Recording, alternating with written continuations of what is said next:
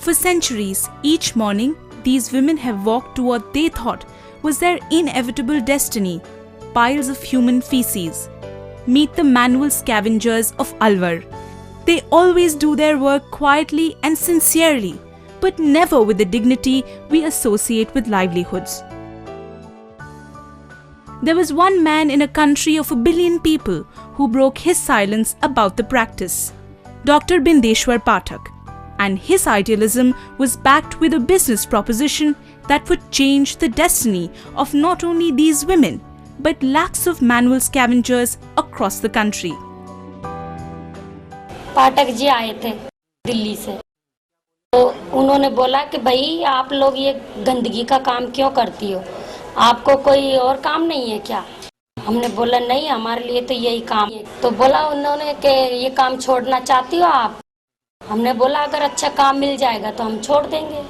In less than 3 years since its inception, these women scrapped together gleaming new lives, all with the help of a unique business idea of Sulabh International.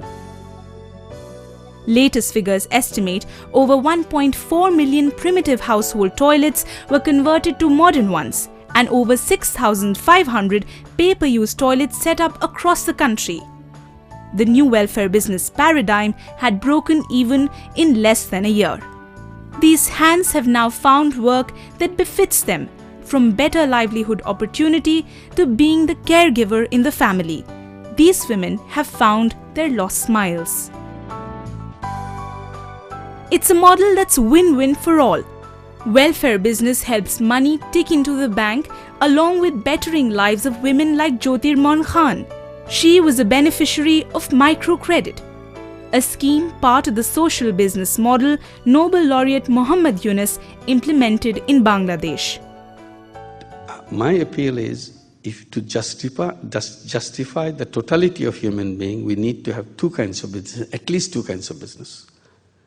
A business which centers around me, that's a profit maximizing business. It's all about me. I want to make money. And the other business is kind of a reverse of it. It's all about others, nothing about me. That I'm calling social business. Business to do good to people, to do good to the planet. The ethnic weaves in over 130 swanky showrooms of Fab India tell a similar success story. But unlike other businesses, the meteoric rise of this brand was shared. Artisans were now part owners in companies set up on the basis of a common art and craft lineage. Some of the world's most successful and innovative companies are developing new products, services, and technologies, and in some cases, even transforming their business models to address social and environmental challenges. A lot like the joint venture between Grameen Group and French company Groupe Danone. A social business model, it seeks to provide key nutrients to the children using dairy products produced with locally sourced ingredients. From filling a nutrition gap to a technological one. An end-to-end IT solution by TCS for the Andhra Pradesh government has automated the processes of Narega. This now means more transparency, reduced frauds, and improved efficiencies. Across the world, men and women are scripting success stories of entrepreneurship that create not just profits but also livelihoods.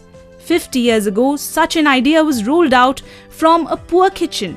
The Lichit Papad Cooperative started with a loan of just 80 rupees, but is now a 500 crore business. The world is on the lookout for simple ideas that make life simpler.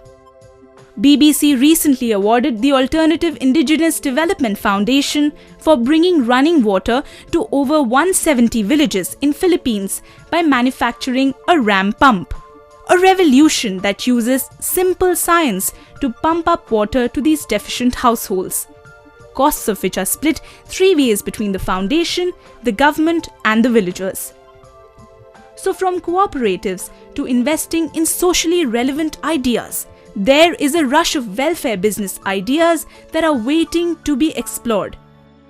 Sowing the seeds of successful harvests are businesses like Jain Irrigation. More than 120 years in operation, they are reinventing themselves in the field of agriculture and agro-processing, helping farmers produce more and better quality produce. It's true when they say, what you sow is what you reap. The ground has been laid for fresh ideas. In the past, several small beginnings have harvested big returns. Will your small beginning become the next big welfare idea?